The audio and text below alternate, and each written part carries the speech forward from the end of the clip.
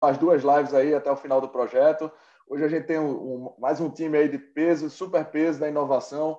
A Dani Schmitz, representando aí o Google, uma das maiores empresas do mundo.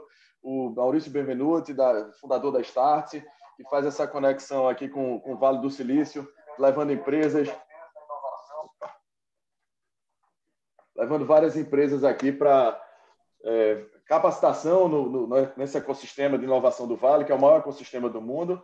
Né? E o Luiz Guggenberg, que é executivo de inovação da Vedacity, uma das empresas mais tradicionais, né, do setor da construção civil, do mercado brasileiro, uma empresa com 84 anos de história. O Luiz está com um super desafio aí de implantar essa área de inovação num setor que é um dos mais conservadores, né, Luiz? Segundo a McKinsey, o segundo menos digital do mundo, né? E é um super desafio. Ele vai contar aqui um pouquinho para a gente como estar enfrentando esse desafio. Enquanto as pessoas estão entrando aqui na sala, eu queria agradecer aqui nossos patrocinadores. A Vedacity, em primeiro lugar, está nos prestigiando aqui hoje também. Além de patrocinar, apoiar as lives desde o início, está aqui o Luiz, a gente tem o prazer de recebê-lo. A Porto Belo, a Ikine, a Suassuna Fernandes, a Deca, a Pointer e a Elevadores Atlas Schindler. Muito obrigado aí pelo apoio desde sempre. Bom, então, para quem está entrando aqui na sala agora, sejam bem-vindos. Você quer saber como é que já está sendo essa retomada do mercado e quer saber o que a pandemia provocou de inovação no maior ecossistema de inovação do mundo e também como a indústria da construção civil brasileira pode tropicalizar essas soluções, fique ligado aqui que nós vamos hoje ter 5 blocos fantásticos, blocos curtos, intercalados com apresentações e entrevistas, com esses 3 craques aqui, para a gente debater esse tema e essa conexão do Brasil com o Vale do Silício. Bom, o primeiro bloco, nós vamos tratar um pouco do panorama, né, da situação que nós estamos vivendo e essa conexão do Brasil com o Vale. No segundo bloco, a Dani vai trazer aí uma apresentação fantástica com dados aí do Google, com cerca de 15 milhões de buscas que eles têm a respeito do mercado imobiliário, falando um pouco dos impactos da pandemia e da retomada que já está acontecendo em ritmo bastante acelerado.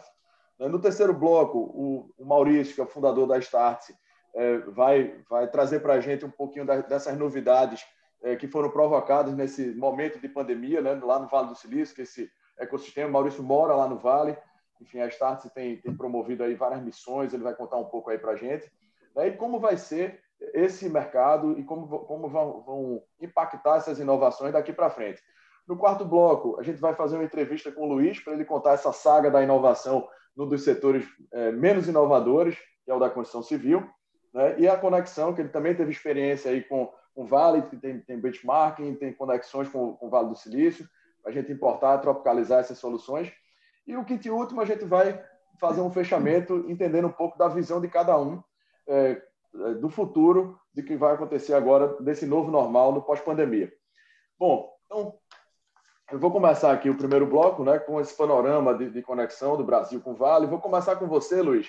Eu estava falando, né, você está aí à frente da área de inovação da Vedacity, das empresas mais tradicionais do Brasil, 84 anos de história, né, e é um super desafio. Eu queria que você contasse um pouco para a gente dessa jornada de inovação aberta que a Vedacity vem aí encabeçando com algumas outras empresas no Brasil e se envolvendo em vários projetos de inovação muito bacana, inclusive com parcerias com o MRV, né, e outras empresas também. Bem-vindo, Luiz. Legal, Saulo. Obrigado pelo convite. Prazerzaço estar aqui com você. Super prazer estar de novo com o Maurício. A gente se viu ano passado lá no Vale, inclusive numa missão que eu participei de Construtex. A Dani, prazerzaço estar aqui com ela. Não a conhecia. Super prazer ouvi-la. Bom, Vedacity, como você mencionou, uma empresa de 84 anos, líder e pioneira no mercado de impermeabilização na construção civil brasileira, empresa familiar, que é multinegócios, começa aí já de algum tempo um processo muito interessante de transição da família, onde a família deixa o dia a dia da companhia e traz executivos do mercado. Eu mesmo sou fruto desse movimento de transformação. No início fui para criar o Instituto Vedacity e depois assumir a área de sustentabilidade. Mas então logo chegou o Marcos Bicudo, o CEO da companhia. Ele me deu a missão também de liderar a agenda de inovação aberta. E uma coisa super importante, passar a reportar direto para ele, né? Ele colocou a inovação e a sustentabilidade como dois pilares muito estratégicos para o negócio da Vedacity para construir esse futuro. Nós já tínhamos passado por uma primeira experiência, tão logo eu peguei na metade, um programa de aceleração com a ACE e mais 3 players da construção, e eu digo para vocês que a gente errou para caramba com esse processo. Sou testemunha viva da gente dizer que tem que apostar em inovação e vamos errar. A gente errou nesse processo, mas aprendemos um montão, e quando o Marcos me deu esse desafio de construir o Vedacity Labs, que é o nosso programa de aceleração, o caminho das pedras estava um pouco mais fácil para todo esse desenho. Então, a gente lançou em 2018 o nosso programa, e aí construímos ali o primeiro pilar da estratégia de inovação da Vedacity, que é o que a gente chama de inovação de fora para dentro. A gente depois, na sequência, construiu mais 2 pilares da estratégia, a inovação de dentro para dentro, como é que a gente trabalha a cultura com os nossos colaboradores, e o terceiro pilar, a inovação de dentro para fora, como é que a gente fomenta programas de intraempreendedorismo também junto aos nossos colaboradores. Já chegamos, então, a 2 ciclos de aceleração com as startups, com Construtex. No começo, a gente estava com uma ideia de explorar novos modelos de negócio, né? Quando a gente olhava para a missão da Vedacity, a gente falava de soluções, mas o que a gente tinha no final do dia é isso que vocês estão vendo aqui no fundo: lata amarela, baldinho amarelo, produto, e ainda não entregávamos serviços e tecnologias. E essa foi a missão dada. Vamos construir esse futuro da Vedacity para a gente começar a fazer essa outra entrega, ouvindo muitas as dores da indústria da construção, que não só queria comprar o produto, mas sim quem aplicasse e quem desse a garantia do serviço. Então, começamos bem timidamente, trabalhando com 5 startups, acelerando, e o resultado, para mim, fantástico deste primeiro ciclo, né, numa indústria super conservadora, como você bem disse. A gente chega agora a celebrar a criação de uma spin-off, que é a Vedacity Soluções Tecnológicas. Por enquanto esse é o nome, a razão social dessa empresa, e a gente adquire o controle da ConstruCode, que é uma das startups mais expoentes aqui no Brasil, né, para começar essa operação dessa spin-off com a VST. Construímos o segundo ciclo, aceleramos já 5 startups, também pensando nesse portfólio que a gente ia construir para a Vedacity Soluções. Aliás, a busca das startups para esse segundo ciclo foi reflexo da minha própria visita lá no Vale, na missão de Construtex. Eu olhei muita coisa que tinha por lá de tendências. A gente tentou olhar aqui para o Brasil se essas tendências já estavam vindo para cá, em termos de startups, etc. E isso se afirmou, porque algumas delas são muito similares ao que eu vi lá no Vale. Então, concluímos já o segundo ciclo, estamos super felizes, animados com essa perspectiva da VST, e já para apimentar aqui a nossa conversa sobre Vale e essa experiência que a gente vem tendo, Saulo, eu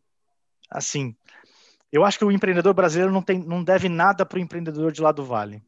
As tecnologias que eu vi de Construtex lá, a gente tem similares aqui no Brasil. Claro que uma coisa ou outra em termos de desenvolvimento tecnológico, inteligência artificial é muito mais robusto em várias das plataformas por lá do que aqui, etc. e tal.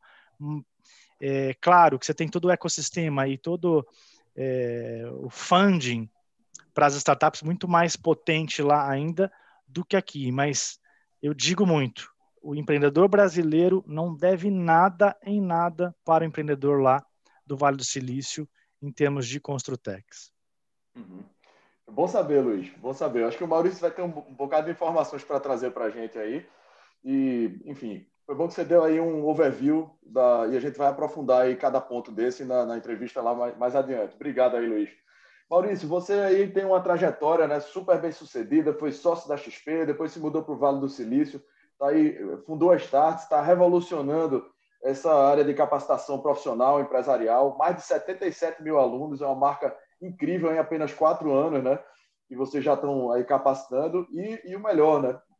Muita gente vindo de uma das maiores empresas do Brasil, né? 80%, se não me engano, entre as 100 maiores empresas brasileiras já confiaram a vocês aí essa missão de capacitar os seus profissionais, o que é, aí, sem dúvida, uma super chancela de qualidade desse trabalho que vocês vêm fazendo. Bom, complementando o que o Luiz está falando, Maurício, o que é que o Vale do Silício tem, e se é que tem mesmo, né, a oferecer, e o que é que pode ser adotado por profissionais e empresas? Bem-vindo, Maurício. Prazer ter você aqui também. Maravilha, muito boa tarde, muito boa noite. Saulo, prazer, privilégio estar aqui. Muito obrigado pelo convite. Dani, Luiz, é uma honra poder dividir essa conversa aqui com vocês. E muito obrigado para você que nos assiste. É uma honra poder levar conhecimento e fazer desse finzinho de tarde, início de noite de você, um momento para garantir conteúdo, educação, conhecimento. Saulo, o Luiz, ele foi muito, muito, muito feliz na fala dele, nessa reta final, quando ele disse que nós não temos nada, absolutamente nada, a perder em relação ao que existe no que diz respeito ao empreendedorismo no Vale. Absolutamente nada. Obviamente que existe um acesso a capital no Vale diferente do que tem no Brasil, existem talvez evoluções tecnológicas, como o Luiz comentou, os melhores programadores de inteligência artificial estão no Vale, enfim, mas no que diz respeito às possibilidades, não tem nada que não seja feito no Vale que não possa ser feito aqui. Absolutamente nada. E prova disso é que a gente tem visto cada vez mais, Saulo, no Brasil, não só no setor de construção, mas em todos os segmentos da sociedade, a gente tem visto cada vez mais empresas nascendo, recebendo funding, a gente tem inúmeros unicórnios. Eu lembro que eu ficava triste que o Brasil não tinha nenhuma startup que valia mais de $1 bi, que é o termo que se dá, né, unicórnio. E nos últimos anos eu perdi as contas já, porque a gente já tem inúmeros unicórnios, e isso é uma prova da maturidade do nosso mercado e do quanto ele expandiu e evoluiu nos últimos anos. Existem 3 fatores, Saulo, que o Luiz conhece muito bem, porque a gente falou muito bem sobre isso. Existem 3 fatores no Vale que contribuem para aquele ecossistema ser do jeito que é, mas que são 3 fatores que você pode aplicar isso, né, de uma região, para uma empresa, né, para uma estrutura de uma corporação. Primeiro, o que existe lá? Existe muita rebeldia. O pensamento rebelde, o pensamento da disruptura, o pensamento de tentar encontrar soluções diferentes para os problemas que existem atualmente na sociedade. Aquele pensamento de rebeldia mesmo, no bom sentido da palavra. Estou falando aqui no... Então, de observar os ruídos na jornada de um consumidor, identificar esses ruídos, essas dores e atacar para resolver. Rebeldia. Segundo, existe muito conhecimento. O capital intelectual é altíssimo. É muito difícil, Saulo, você conversar com alguém no Vale e não sair assim, mais evoluído da conversa, porque a troca de conhecimento ela é muito rica. Aí você tem Stanford e UC Berkeley, que são 2 das melhores universidades americanas presentes lá, gente do mundo inteiro que vai para lá, capital intelectual dessa turma é muito alto, então tem muito conhecimento. E isso é fundamental, por quê? Porque se você tiver só o rebelde querendo mudar o mundo, você tem rebeldes querendo mudar o mundo. Sozinhos os rebeldes não vão muito longe, mas quando você coloca conhecimento ao lado da rebeldia, você começa a criar as condições, né, para aquela rebeldia virar um produto, um serviço, uma solução. E o terceiro item, rebeldia, conhecimento, e o terceiro, capital. Como o Luiz mencionou, 25% de todo o capital de risco investido hoje no planeta é investido no Vale do Silício. Então, realmente é muito recurso, ou seja, investidores chineses investem pra caramba no Vale, investidores americanos, então isso cria, né, uma roda que gira com muita velocidade, né? E visto essa característica que o Vale tem já há 6 décadas, construindo empresas que vêm mudando os setores né, durante esse tempo todo, em 2015 eu fui para o Vale, porque eu tinha saído da XP, eu fiquei quase 10 anos como sócio da XP e eu quis abrir minha cabeça, né, para me reposicionar no mercado. Eu disse, cara, vou tirar 18 meses da minha vida para fazer uma pós em Berkeley. Eu fui lá para fazer uma pós e deixa eu me reposicionar, eu ver o que está acontecendo nesse mundo. E aí eu fui para o Vale. E, Saulo, quando eu cheguei lá, eu tinha 33 anos na época, considero os meus estudos, eu estudei, fiz graduação, pós-graduação, fiz MBA, participei da construção de uma empresa bem-sucedida que tinha sido a XP. Eu cheguei lá, assim, bem. E eu cheguei lá e comecei a tomar tapa na cara todo dia. Assim, de gente como me mostrando assim, Maurício, o mundo é diferente hoje em dia. Ou você se reinventa ou você vai ficar para trás. Então, esse choque que eu tomei, Saulo, foi um motivo para eu começar a encontrar formas de como é que eu levo esse conhecimento do Vale para o Brasil? Como é que eu posso pegar essas coisas boas que existem aqui e tentar transmitir para empresas e empreendedores brasileiros para melhorar a nossa economia? E foi daí que eu me aproximei da Startse. A Startse ela já existia, né? O Júnior e o João fundaram a empresa, me tornei sócio da Startse e a gente começou a construir toda essa relação entre o Vale do Silício e o Brasil. Depois a gente abriu um escritório na China também. E a gente faz programas educacionais como esse que o Luiz participou, onde a gente leva CEOs, executivos, líderes, empreendedores, pessoas, enfim, de todos os perfis, para passar uma semana no Vale do Silício numa learning experience, numa experiência de aprendizagem, que é para ir lá e visitar o que eu menciono, o Luiz, a gente fala muito, o underground. Assim, para ver, sabe, para ir lá e colocar a mão e voltar para casa com a mão cheirando peixe. Então, a gente faz isso desde 2015 e tem sido muito, muito bacana aí ver quantas empresas já passaram pelo Vale do Silício conosco e o quanto elas vêm se transformando por conta desse conhecimento que a Startse entrega. Então, Saulo, dando um panorama geral, acho que assim, o resumo, gostei muito da fala do Luiz. Luiz, vou fazer das tuas palavras as minhas. Não existe nada que seja feito no Vale que não possa ser feito no Brasil. Que legal, Maurício. Bom, vamos saber, né? Ouvindo essa opinião do Brasil, ouvindo a opinião do próprio Vale, estamos no caminho certo, então. Sabe quem tem uma frase assim que inspiradora como essa, que disse a mesma coisa, só que não em relação ao Brasil, mas em relação à China, foi o Jack Ma, né? No Alibaba, ele quando foi começar a crescer o Alibaba, com toda a história bonita que ele tem de ter sido rejeitado N vezes e nunca desistir e tal, ele disse, olha, os americanos não são mais inteligentes do que a gente. Então, se a gente se organizar aqui, a gente pode chegar lá, e chegaram, né? Muito legal. Bom, obrigado, Maurício. Dani, bem-vinda, amiga. Tá todo mundo aqui na expectativa para você abrir aí a bola de cristal do Google, com tantos dados que você tem, para dizer o futuro para a gente, o que é que vai acontecer aí no futuro, né?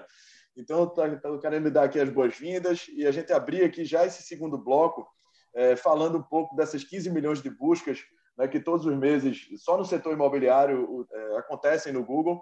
Daí eu queria te perguntar como é que elas estão estratificadas, o que é que mudou em linhas gerais da pandemia para cá, né, de antes da pandemia para cá.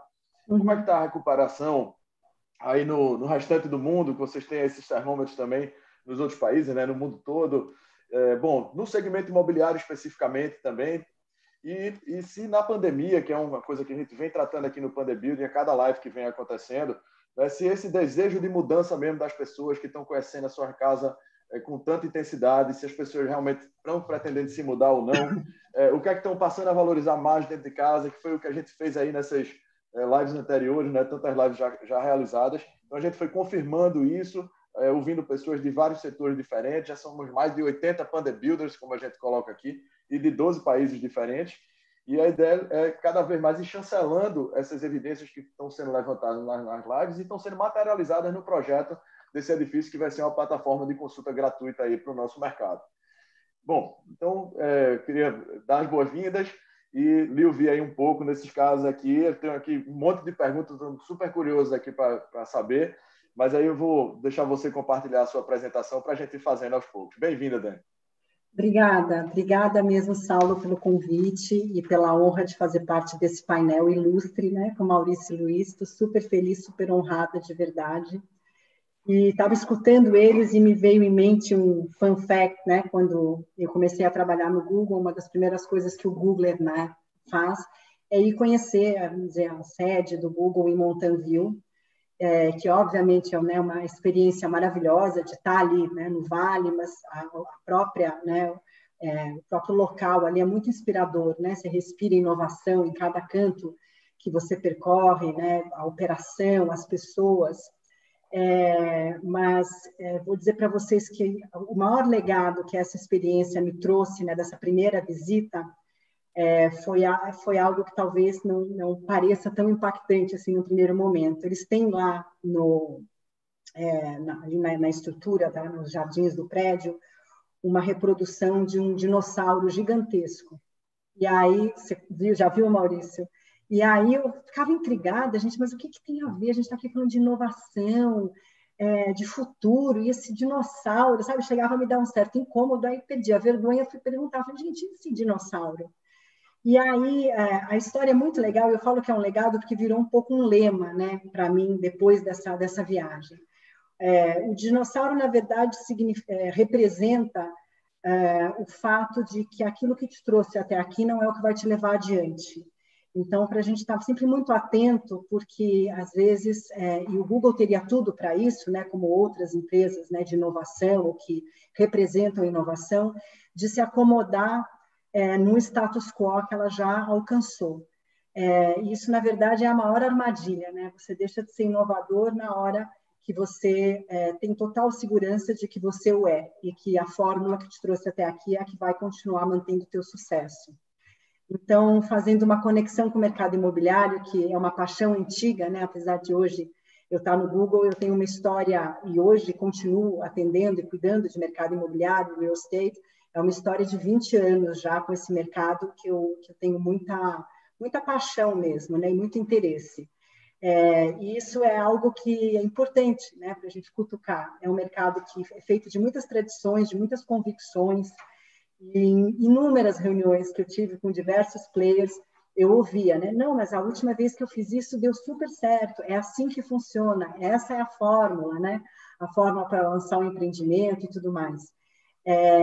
E eu acho que nesse momento, mais talvez do que antes, inclusive com tudo que aconteceu na pandemia e o quanto isso a gente chacoalhou, né? A gente brinca que foram 10 anos em 2 semanas, né? Mais do que nunca, para mim, isso virou uma verdade, né? O que me trouxe até aqui não é o que vai me levar adiante, e acho que está muito alinhado com o que o Maurício e o Luiz falaram, né? De que a gente tem a mesma potência que eles lá, mas às vezes talvez nos falte um pouco essa segurança, ou até mesmo esse ambiente de confiar mais no poder de inovação que nós temos. Bom, isso posto, eu vou começar a responder suas perguntas. Para facilitar, inclusive para a audiência, eu vou compartilhar uma apresentação, porque aí, como eu vou falar bastante de números, acho que fica mais fácil para todo mundo ilustrar. Dani, antes, até enquanto você arma aí a sua apresentação, você sabe que isso que você falou, o Luiz, Maurício e você estão falando, eu costumo sintetizar numa frase que o Nizam Guanais falou aqui no começo da pandemia. Nós precisamos de um campeão de xadrez para jogar cartas. Então, é um pouco disso aí. O mercado imobiliário, assim, é craque nisso, eu fico muito à vontade para falar, porque sou incorporador, sou engenheiro, sou arquiteto, e a gente tem a mania de querer resolver os assuntos sozinhos. E isso não é um problema para ninguém resolver sozinho. A gente tem que ouvir todo mundo, porque ninguém sabe, de fato, o que é que vai acontecer. A gente tem que ouvir todos os setores, e, enfim, outras culturas, outros lugares, para poder a gente tentar definir uma coisa que a gente também não tem garantia de que vai ser, mas que deve ser o caminho. Foi só esse comentário, Dani. Por favor, fica à vontade. Vá adiante aí. Perfeito. Muito bom. Respondendo aí a tua primeira pergunta, né, em relação ao tamanho desse mercado, o Google, obviamente, acaba conseguindo trazer uma boa representatividade do que são os mercados, porque hoje, evidentemente, né, uma grande parte da população se utiliza do Google exatamente para fazer as suas buscas e descobrir, enfim, aquilo que tá precisando. Então, é um hábito já do brasileiro e no mundo inteiro. Então, são números que acho que são bastante representativos. O mercado imobiliário hoje tem um total médio aí de 15 milhões de buscas por mês, em diferentes termos e combinações relacionadas ao mercado imobiliário. Então, quando a gente passa assim, só por marcas, né, entre marcas de classificados de imóveis, construtoras, imobiliárias, a gente soma aí mais de 7 milhões de buscas. Quando a gente parte para a parte, vamos dizer, mais de negociação, aluguel, venda, e outras, né, e outros formatos de negociação, somamos aí 3 milhões em números totais de buscas mês, e outros 6 milhões em relação à tipologia de imóvel, né? Seja imóvel como genérico, casa, apartamento, terreno, etc. Então, a gente está falando de um universo muito grande e com um potencial de conexão, né, com os diversos players do mercado também muito grande, uma vez que essa não é simplesmente uma busca em um número, mas a gente tem essa condição de acompanhar a jornada desse consumidor e entender exatamente em que momento dessa jornada ele está. Outro dado que eu acho bem relevante, e vocês vão ver que é um dado crescente, são 2 milhões de buscas só relativas a crédito imobiliário, ou seja, é um mercado que está extremamente aquecido, mesmo com o impacto, né, da crise econômica, e tem tido uma demanda muito grande, muito maior do que outras demandas de crédito, seja consignado, pessoal, etc., focados em crédito imobiliário, que hoje lidera essa categoria. Aí você falou um pouco de pandemia, eu só tenho notícias boas, né, para o Brasil. A gente tem aí, então, nesse gráfico, a gente tem um mês relativamente bom para esse mercado, né? Então, momentos de mudança, onde as pessoas definem, final do ano, começo do ano, né? Tem um aquecimento de mudança de casa, mudança de planos, né? De inovar na vida, de renovar a vida. É um mercado que, sim, né? Sofreu o golpe aí em março, com uma queda de 3%, assim, se a gente relativizar isso com outros mercados, bem menor do que em outros mercados. Mas o que mais impressiona, eu diria que surpreende, porque o meu histórico com o mercado imobiliário sempre dizia o primeiro mercado a ser impactado e o último a se recuperar. Né? Muitas vezes a gente ouvia, né? Putz, né? Deu uma crise, é um investimento muito grande, então é algo que normalmente sente primeiro e depois para você, né, para a pessoa se reestabilizar, leva um pouco mais de tempo do que outros mercados, como o varejo, por exemplo. O mercado imobiliário foi dos que mais acelerou, né? Então, assim, acho que tem muitas coisas envolvidas nisso, né? A gente tem aí um crescimento de 37% em relação aos anos anteriores, né? Que são essas outras duas linhas que representam 2019 e 2018. Então, não só se recuperou, como está acelerando, né? Abrindo aí essa boca de jacaré gigante em relação aos anos anteriores. Então, é um momento muito bom para esse mercado. Você quer que eu siga? Você quer me perguntar? Você que manda. Eu queria assim, não sei se você tem aí algum slide que mostre como é que está a recuperação no restante do mundo, para a gente fazer um paralelo, porque isso que você está mostrando é muito bom, porque mostra que a retomada do Brasil já está impulsionada.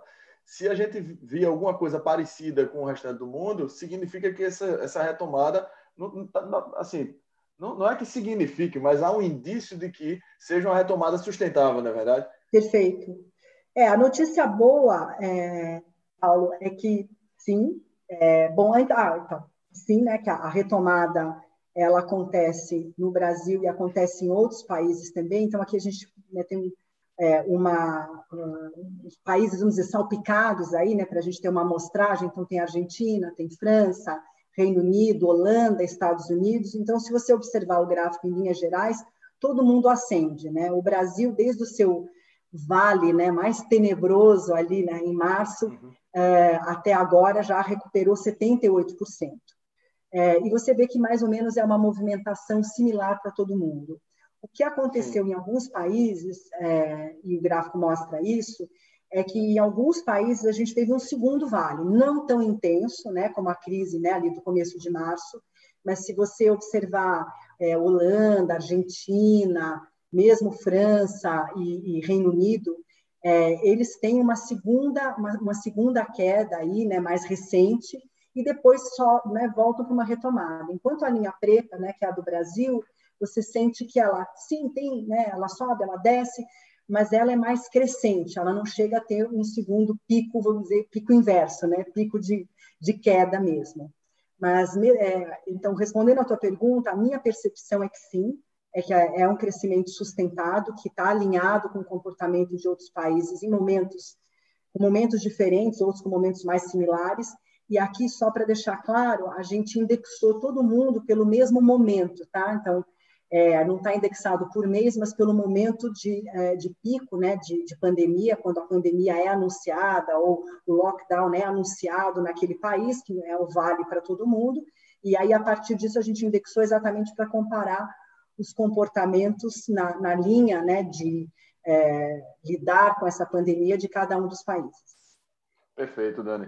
Deixa eu te perguntar, em relação aos segmentos do mercado imobiliário, né, aluguel, compra, construtora, Minha Casa Minha Vida, você tem algo que possa mostrar qual é o setor que está se recuperando mais rápido, quem é que está mais lento, como é que está esse comportamento aqui, segmentado? Olha, Saulo, como eu te falei, é um mercado que se recupera muito rapidamente, e todas as linhas se recuperam, né? Então, todas as categorias estão impulsionadas e todas têm crescimento ano sobre ano, tá? Você pode ver aí.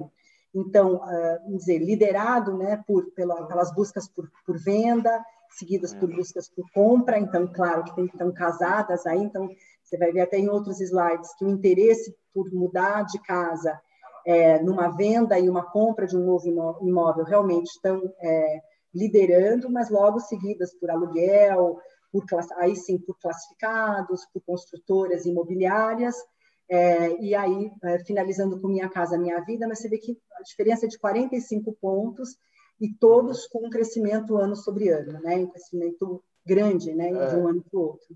Inclusive, o Minha Casa Minha Vida, que em março, quando estava ali no vale, assim, mais crítico mesmo, né? Era um mercado que não tinha parado, era talvez o único do mercado imobiliário que tinha continuado, e o gráfico está mostrando isso, né? Agora, eu estou só assim, curioso um pouco, porque a retomada ele é o segmento mais lento. Eu imaginava que ele tivesse mais impulsionado. Mais acelerado ainda, né? Pois é. É interessante, curioso isso. Ô, Dani, em relação a dentro dos imóveis, né? A gente está aí com assim, uma série de comportamentos que a gente vem observando. Não sei se você já consegue quantificar essa questão do desejo mesmo das pessoas se mudarem, buscar um lugar maior. Ou tem gente que está querendo um lugar mais distante para ter mais espaço, tem gente que está querendo ir para um apartamento menor para buscar uma coisa mais prática, enfim, dispensar os funcionários. Você tem algum dado aí que traga essa intenção de mudar efetivamente, se isso é um fato que está se refletindo nas buscas? Sim, deixa eu te falar. Aqui a gente tem um panorama, primeiro, de novo, né?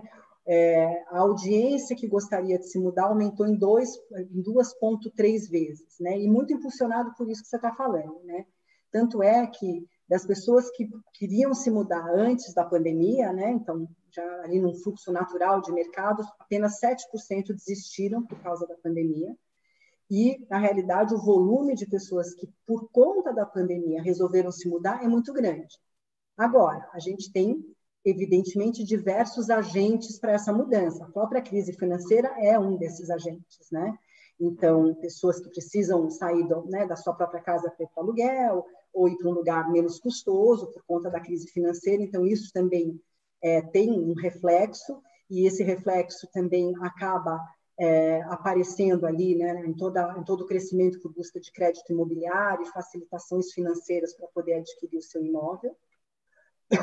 Mas, no fim do dia, a gente também tem essa movimentação por conta do home office, por conta de uma necessidade nova, né? A gente hoje está muito mais dentro de casa do que a gente esteve antes, e com uma perspectiva de que, por um lado, mesmo com uma vacina, talvez isso tenha já gerado uma mudança na cultura das empresas. Então, o Google não consegue, vamos dizer, tirar exatamente esse dado preciso, né? Mas a gente conversando com colegas, e imagino que vocês tenham sentido isso também, muitas empresas que resistiam ao home office, hoje já dizem que mesmo quando o isolamento terminar, vão manter pelo menos parcial, né? Então, isso tem um impacto, né? As pessoas tinham uma questão de morar perto do trabalho, e às vezes optavam por um imóvel menor. Hoje, essa questão de morar tão perto talvez não seja mais tão relevante, mas você ter um espaço para home office, ou ter uma varanda, uma área aberta, se torna mais relevante. Então, é um momento de aceleração, tanto é que a gente tem 12 milhões de brasileiros que estão planejando se mudar no próximo ano, 4,8 milhões preferem comprar, 7,2 preferem alugar. É um dado muito bom, viu? Você sabe que você comentou aí do home office, eu queria até te fazer depois uma pergunta sobre isso, não sei se você tem alguma coisa específica. Home office toca a campainha na casa das pessoas, né? O cachorro late, acontecem outras coisas também. Mas eu estava, assim, a gente fez aqui uma pesquisa, na verdade 2 pesquisas, né, com a participação da Brain, da Urban Systems e da Prospecta, né? São as 3 principais empresas de pesquisa aí do segmento imobiliário hoje no Brasil. E aí a gente fez 2 pesquisas, uma no momento inicial da pandemia, né? Foi na Live 4, eles apresentaram essa pesquisa aqui conosco, e a outra já agora recentemente, acho que foi a Live 17, se eu não me engano. E a gente entendendo o comportamento macro e depois a gente entendendo no detalhe o que é que de fato veio para ficar. E o home office foi uma coisa que surpreendeu, porque 70% das pessoas informaram que iam passar a fazer home office de 3 a 5 dias por semana. É um dado muito alto, né? Então você tem que realmente preparar os imóveis para isso. Bom, eu ia te perguntar aqui também o que é que tem motivado a decisão de compra. Eu estou vendo, você está mostrando aí que tem 4,8 milhões de pessoas que preferem comprar e 7,2 preferem alugar. O que é que tem motivado isso? É interessante, assim, um número de locação muito alto, né? Olha, os motivadores, agora acho que eu não coloquei aqui na ordem correta, então vou até voltar aqui. Os motivadores são... Se você quiser, eu tenho uma pergunta para fazer sobre o contrato digital também. Se você quiser, a gente pode seguir na sequência. Se tiver, ótimo, maravilha. Tudo aí é informação muito rica, né? Porque na realidade, até veio, enfim, essa conversa, né, nossa para o contrato digital por conta do grande aquecimento, né, e a digitalização que a gente teve nesse período. Sim. Então, da mesma forma, né, que o varejo precisou se adaptar muito rapidamente ao e-commerce e a conseguir atender às demandas sem poder mais contar com seus pontos de venda offline, o mercado imobiliário sentiu o golpe também, né? Tanto no impacto na possibilidade de fazer visitas, que é muito importante, né, para esse mercado, quanto em toda a questão negocial, toda a jornada negocial que também acabou sendo impactada. E aí, no fundo, para a gente completar essa jornada, a questão do contrato digital é algo importante, porque, no fundo, é um dos momentos de interação offline, vamos dizer, que até então pareciam não poder ser substituídos, né? O tour virtual pode substituir uma visita, hoje em dia a gente tem FaceTime e tudo mais, mas e o contrato? Como é que a gente resolve? Então, já tem algumas empresas trabalhando e testando esse modelo, e o que a gente procurou saber foi o nível de resistência, tanto pelo ponto de vista de proprietários e inquilinos, compradores, em relação a isso. O que a gente vê é que ainda você tem aí, né, quase 50% dessas pessoas com algum nível de resistência, que não gostariam de fazer esse contrato de forma digital, mas você já tem, vamos dizer, uma grande parte dessa população que tem, né, disposição de fazer, ou que o faria se essa fosse a única opção, ou ainda com alguma ressalva, né? Por exemplo, a questão de segurança, a questão de poder realmente ter feito uma visita virtual e ter a garantia da conservação do imóvel para o lado dos inquilinos e para o lado dos proprietários também, né? Se tiver certeza, né, da segurança desse contrato, eles estão dispostos a poder trabalhar nessa frente. Então, de novo, existem alguns pain points, mas eu acho que é uma frente para a gente evoluir, é um mercado que precisa evoluir, até porque facilitar nessa parte burocrática da relação é algo que, com certeza, vai diminuir frição na negociação, e acho que vale a pena o mercado olhar para isso e investir para poder avançar nessa frente também.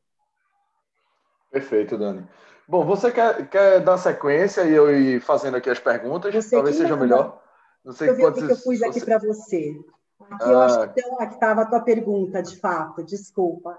Não, eu acho que eu que antecipei aqui, Dani. Não tem problema, tá tudo aqui. Tudo que a gente combinou, todo jogo que a gente combinou está aqui. Ótimo, maravilha. Você estava falando exatamente de quais são os grandes motivação. Eu acho que é isso aí mesmo que a gente está falando, né? O sonho da casa própria continua sendo algo muito forte, né? Uma coisa que quase da cultura, né, do brasileiro, o sonho da casa própria. Mas, e aí representando, como você pode ver, 25%, né, da motivação das pessoas. Mas você tem essa nova motivação, ou essa motivação que está se tornando mais forte, que é exatamente o que a gente estava falando anteriormente. A casa que eu vivo hoje não atende mais às minhas necessidades. E aí, obviamente, tem uma série de coisas que estão envolvidas, mas, de novo, pensar nessa nova configuração de uma vida diferente, com necessidades diferentes, certamente acelerou muito o crescimento desse percentual. Aí, terminando aí essa pizza com buraco no meio, está mais um donut, 22%, de novo, impactados pela crise, sem condição financeira para se manter onde está, E aí outros 15, a questão de crescimento de família, então que é casamento, filha, né, filho, esse tipo de configuração, e outros 15% também se mudando por conta de impactos de trabalho, possivelmente mudança de trabalho, de cidade ou de bairro, enfim, também levando essa mudança. Aí, quando você vai para o gráfico da direita, a gente entende um pouco como é que isso se reflete na questão de compra ou aluguel, e tem algumas coisas que são até relativamente óbvias, né?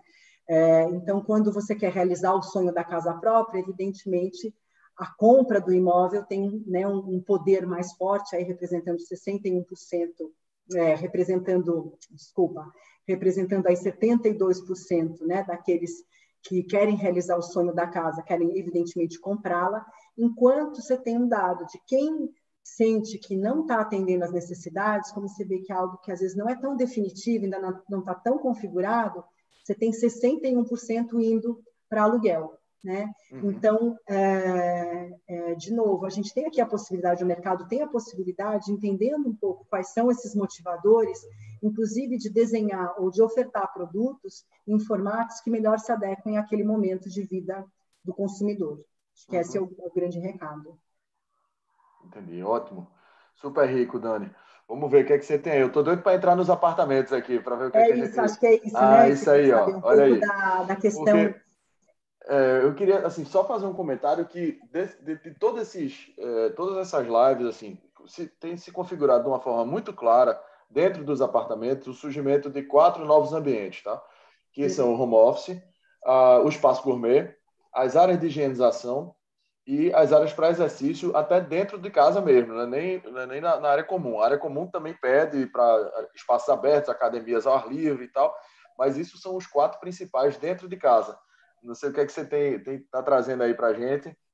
E se confirma, Então, eu estou vendo aqui, tem home office. Tem. Então, as características, né, internas ainda são características mais importantes para esse consumidor do que, no fundo, as externas do imóvel. Você vê, continua, né, a questão de espaço, né, número de quartos, banheiros, para poder acomodar a minha família e tudo mais, continua, né, liderando, quer dizer, no fundo, essa quantidade ela tem muito a ver com o tamanho e configuração que se adequa à minha família. Como você falou, varanda, espaço aberto, iluminação, ventilação, vem crescendo e vem muito forte, mas, como você disse, vai despontando ali com 19% de espaço para home office. Com certeza, se a gente olhasse essa pesquisa no ano passado, não ia nem aparecer, e hoje aparecem quase 20% da população com essa necessidade. Depois tem os fatores, né, fatores externos, aí a questão de garagem, disponibilidade de vaga, que segue sendo algo importante e que tinha se sinalizado como uma tendência mais decrescente no passado, as pessoas mudando um pouco o seu hábito. E agora, com a pandemia, infelizmente, né, muitas pessoas que tinham migrado para transporte urbano, né, ou para os patinetes, para as bicicletas, agora, com a pandemia, estão voltando um pouco para a questão de ter o seu carro próprio, tendo o veículo como algo mais seguro, né, em relação à higiene e à segurança em não se contaminar. Mais um slide que eu acho interessante, que fala da parte de serviços, né? Então, a gente sabe aqui, reiterando, né, o preço e localização, né, continuam sendo muito determinantes, né, na hora de fechar um negócio, mas a parte de serviços, que também é algo relativamente novo. Que serviços são esses? Serviços comuns, né, colaborativos, de limpeza, de lavanderia.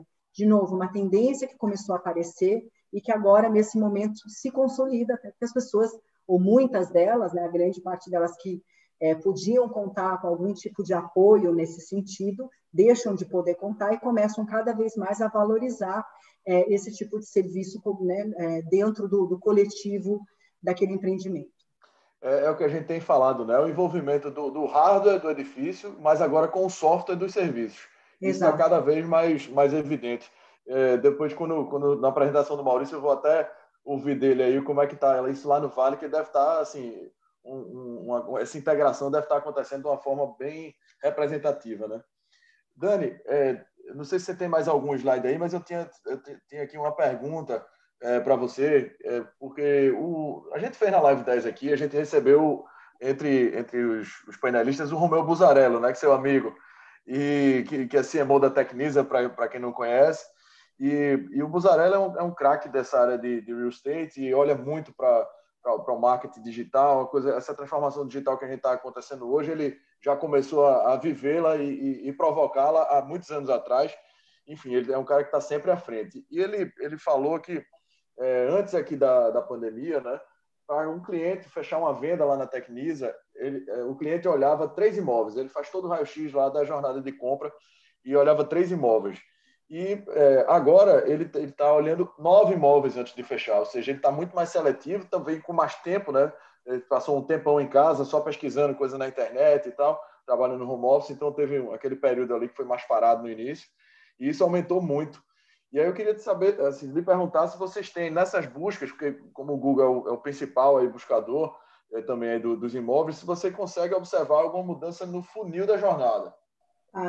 Então, se o Romeu falou, está falado, né? Porque eu sou fã número 1, eu sou muito suspeita, eu sou muito fã, muito apaixonada. Para mim, ele enfim, é a pessoa que mais entende de real estate ever. Assim, sou fã número 1 dele. Romeu, um beijo. Eu tive num evento ontem, ele assistiu e é sempre de uma gentileza assim que não existe. O Romeu é um exemplo de pessoa e de ser humano. É verdade. De profissional também. E também, exatamente. Então, eu acredito que sim, o recorte que eu tenho não é exatamente o mesmo, né? A gente fez uma pesquisa agora em agosto com pessoas que se mudaram no último ano. Então, o dado não está concentrado apenas agora nesse momento da pandemia, mas aqui 20% diz ter visitado mais de 5 imóveis até conseguir fechar o contrato, e outros 16% afirmam ter fechado já com o primeiro imóvel visitado, que também não quer dizer que ele não tenha visitado outros, tá? Então, eu acho que o número, pensando numa média, né, antes da pandemia e pós-pandemia, acho que faz todo sentido os números que ele trouxe, sim.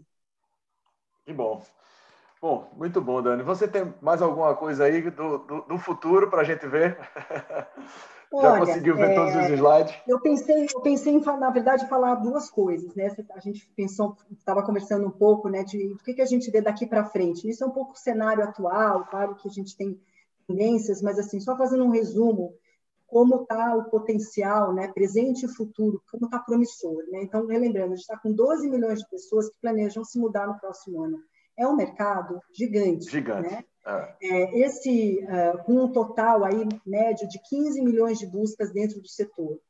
E o crescimento que a gente já tem ano sobre ano, como você pode ver na curva, ele segue subindo. Então, a gente não tem aqui uma perspectiva de que isso nem vá se estabilizar e muito menos que vá cair. Então, acho que é um ano muito especial e tudo aponta para que o ano que vem também seja muito especial. Então, acho que é o momento de a gente aproveitar, né, desse mercado, aproveitar disso, talvez até para ter alguma mudança de lógica em relação ao approach com esse consumidor de mercado imobiliário. Eu fiquei pensando nisso quando você me provocou com essa pergunta. O mercado imobiliário, e aí eu falo de offline, de online, né, ele trabalha muito o momento da conversão, né, o momento em que o cidadão está em market querendo se mudar. E nesse momento, isso a gente percebe pela jornada de busca do usuário, ele já tem ali um pool de algumas marcas de shortlist que ele vai formando durante a jornada. Quando ele começa a entender, né, puxa, acho que eu vou me mudar, será que é um bom momento para eu me mudar? Qual que é um lugar legal para me mudar? Então, quando ele começa essa jornada, essas marcas não estão presentes. Naquele momento, mais de 50% dos usuários não tem nenhuma relação com nenhuma marca, ou seja, ele está completamente aberto. E ninguém fala com ele, ninguém responde essas perguntas. Ele vai encontrar essas perguntas em outros lugares que não estão diretamente ligados ao mercado. Um segundo momento, quando ele começa a capturar informação, é onde ele está buscando as fontes confiáveis para essa informação. Então, a gente também tem o mercado atuando pouco, ele está atuando muito no momento de venda. Olha, você estabeleceu o tipo de imóvel que você quer, aqui o imóvel para você comprar. Só que quando ele chega nesse momento da conversão, se ele já teve interação e já estabeleceu uma relação de confiança com algumas marcas, a intenção dele pode ser até 60% maior de fechar com aquele player que acompanhou ele na jornada. Então, acho que vale muito a pena olhar para isso. E a outra dica que acho que até tem a ver com o mercado do Luiz e com outros mercados que o Luiz está aí tanto no momento da construção, mas ele também está no momento da reforma, né, nessa segunda etapa, quando esse consumidor adquiriu o imóvel e precisa começar a cuidar dele, né, a fazer uma reforminha e tudo mais. Nesse momento, o mercado também, o mercado imobiliário esquece dele. E aí o que acontece? Todo esse awareness que foi construído é perdido. Então, uma dica por exemplo, a gente tem as imobiliárias ou as construtoras incorporadoras terem algum tipo de parceria com você, com outros parceiros, para estar ali no momento também de manutenção desse imóvel, porque esse consumidor é um grande formador de opinião, ele pode ser um advogado da marca e ele pode ser um consumidor futuro. Eu acho que as seguradoras, né, fazem isso muito bem, né? Elas não falam com você só no momento de comprar o seguro, elas encontram ali gatilhos de se manterem presentes e relevantes na sua vida durante a jornada. E acho que isso pode ser uma boa dica de aprimoramento, de relação entre o mercado imobiliário e os seus públicos para ter ainda mais sucesso e conseguir realmente dar conta dessa demanda maravilhosa que está despontando. Sem dúvida, Dani. Obrigadíssimo, Dani. Esse é um conselho, assim, você, em outras palavras, você está sugerindo também um olhar mais institucional, né? Você, assim, esse investimento não ficar só pontual na hora que você é provocado da compra. Exato. Você também muito interessante. E isso abre, assim, várias ferramentas diferentes, várias estratégias de marketing diferentes, né? Obrigada, viu, Saulo? Obrigada. Dani, muitíssimo obrigado. É uma honra para a gente aqui, enfim, ter informações valiosíssimas dessa do Google, né, que não podia ser uma fonte melhor para nos dar aí essas boas notícias, né?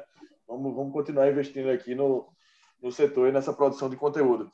Obrigadíssimo, Dani. Maurício, meu amigo, estava ansioso aqui também por esse momento, né, para a gente ouvir aí um pouco do ecossistema aí do Vale, de toda essa fonte rica de informações desse maior ecossistema de inovação que tem no mundo, e você está aí respirando isso e sendo, se eu puder dizer, uma espécie de um embaixador do Brasil lá, fazendo essa conexão com a gente, e é um trabalho super valioso que você está fazendo aí para o nosso setor. Meu amigo, queria lhe perguntar o seguinte, você, lá no Vale, a gente vinha conversando um pouco aí antes da live, né? E o Vale, como você já colocou, o Vale tem tudo, né? Tem os rebeldes, né? Tem o funding, tem o conhecimento através da rede das universidades, né? E como é que isso tudo conspira, né, a favor das startups? E aí como é que a gente faz para conectar esse nosso ecossistema daqui do Brasil, né, que não deixa nada a desejar, como vocês dois falaram no início, mas com essa rede, como é que a Startse, por exemplo, pode ajudar esse ecossistema brasileiro que já vem ajudando tanto, né? Acho que vale a pena. Maravilha. O Vale do Silício, a gente fala muito do Vale, porque sempre quando a gente vai para um lugar, a gente fala as coisas boas que existem, né? Mas o Vale do Silício é uma região que tem problemas, assim como qualquer outra região do mundo. A quantidade de homeless, de sem teto que existe no Vale do Silício, Luiz, você lembra, Luiz? É impressionante. É impressionante. Você não acredita. Você vai para os Estados Unidos, você vai com aquela cabeça de que eu vou para o primeiro mundo. É impressionante. Enfim, mas a gente está aqui justamente compartilhando o lado, né, positivo e as boas coisas do Vale. O Vale realmente tem muito a nos ensinar, mas é uma região do mundo que tem seus problemas, assim como qualquer outro. Mas antes de responder sua pergunta, assim, eu fiquei, Dani, demais as informações que você compartilhou. Eu anotei muita coisa do que a Dani comentou.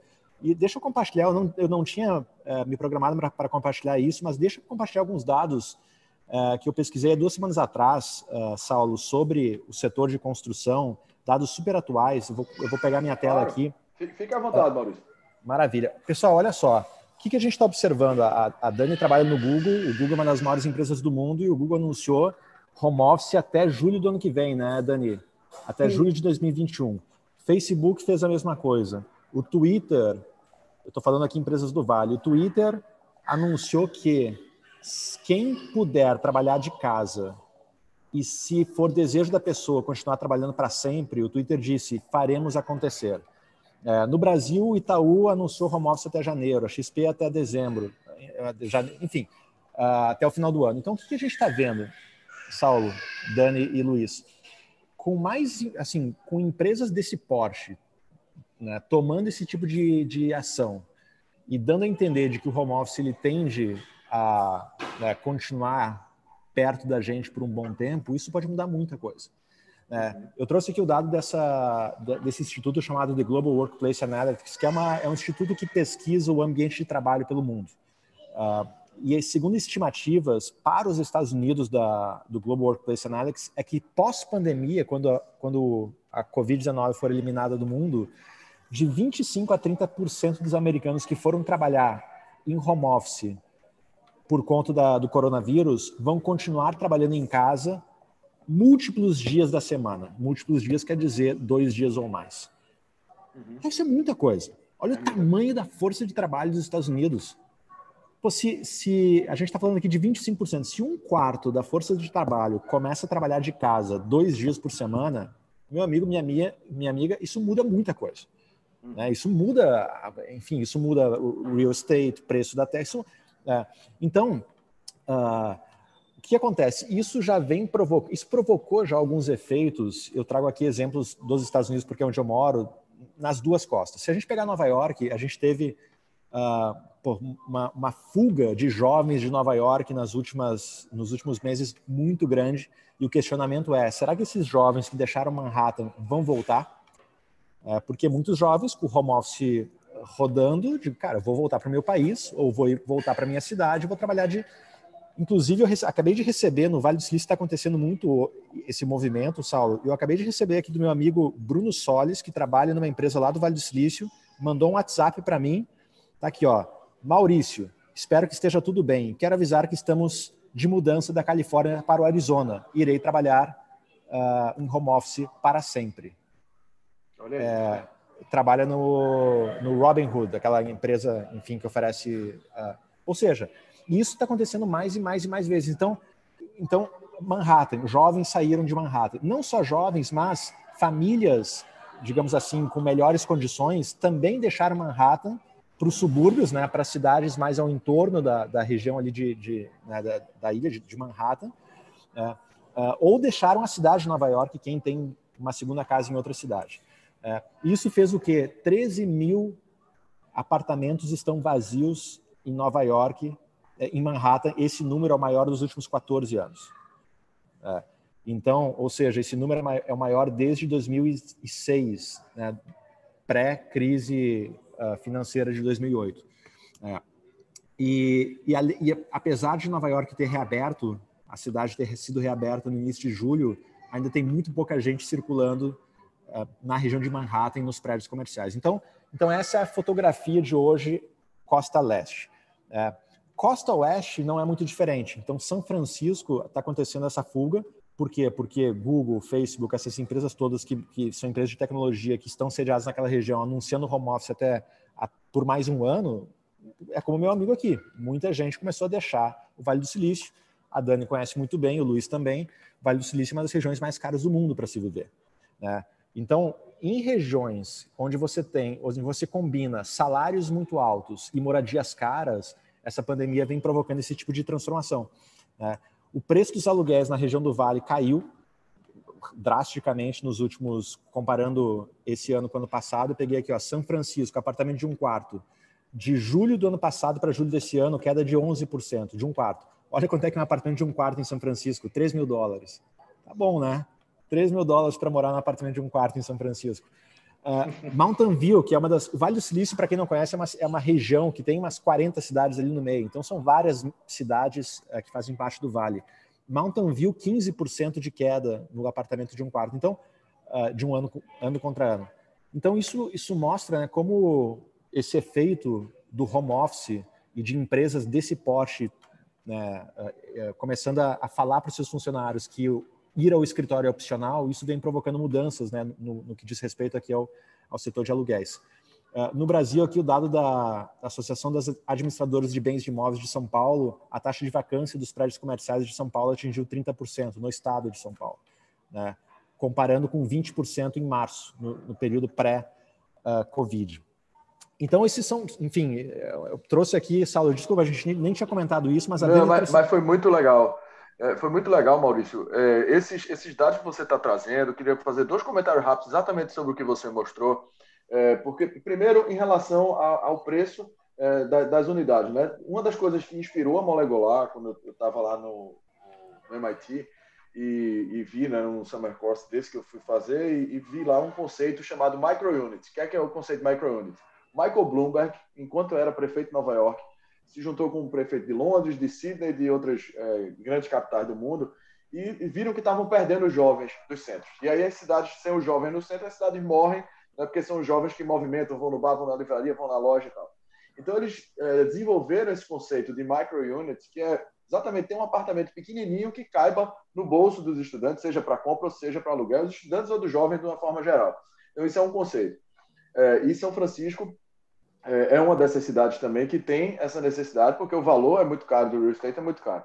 O outro conceito, além do microunit, saiu essa semana. Eu estava vendo que São Francisco é conhecida pelos sobrados, né? E aí esses sobrados não tem mais essa necessidade de estar com tantas pessoas. As pessoas não precisam mais de tanto espaço.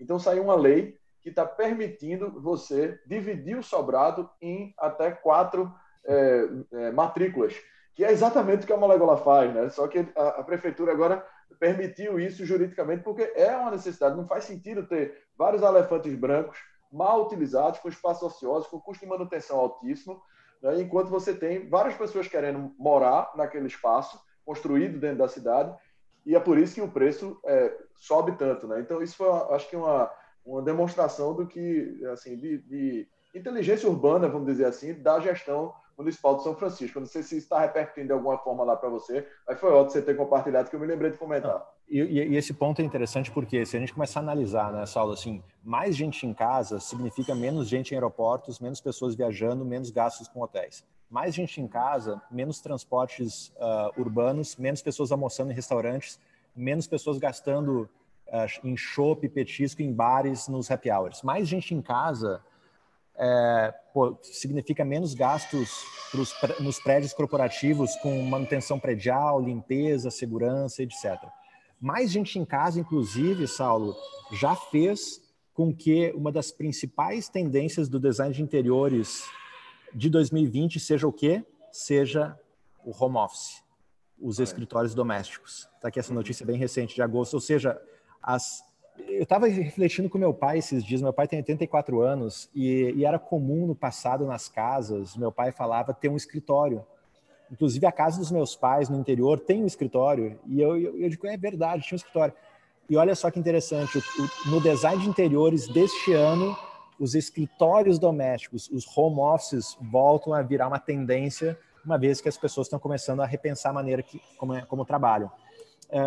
E pegando carona também, o CEO da Zillow é um dos maiores portais de busca de imóveis do mundo, ele falou o seguinte: o mercado imobiliário está começando uma grande remodelação na medida em que as pessoas buscam mais espaço em casa, uma vez que as pessoas vão ficar mais em casa, ou tendem a optar por trabalhar 2, 3 dias da semana em casa, então isso acaba virando, né, um requisito. Eu vou procurar um imóvel, olho lá, tem churrasqueiras, tem varandas, para muita gente agora vai olhar, será que eu tenho aqui uma salinha para eu poder trabalhar? Área de higienização, foi nessa pesquisa que a gente fez, 88% disseram que passaram a higienizar as coisas, né, naturalmente, e a maioria das pessoas querendo ter 2 áreas de higienização aqui, uma na área social, outra na área de serviço. Então você vê que mudança, e a gente olha assim, diz, não, mas isso não é sustentável, isso é uma coisa que não vai durar, porque ninguém pode demandar tanto espaço com isso.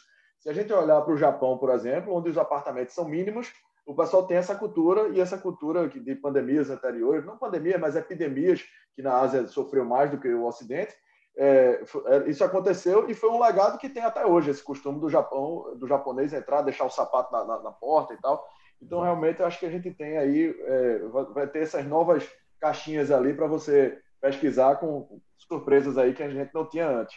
Ô, Maurício, deixa eu te perguntar, você em termos de Construtex e Protetex, você gostaria de destacar alguma atuação do que houve aí na pandemia? Quais são as principais aí da área do Vale que a gente pudesse aprender com elas e importar esse eu até tenho aqui intelectual? Eu preparei aqui 3 slides para falar sobre isso, Saulo, e só pegar uma carona nessa questão da higienização que você falou. Isso é um negócio tão sério.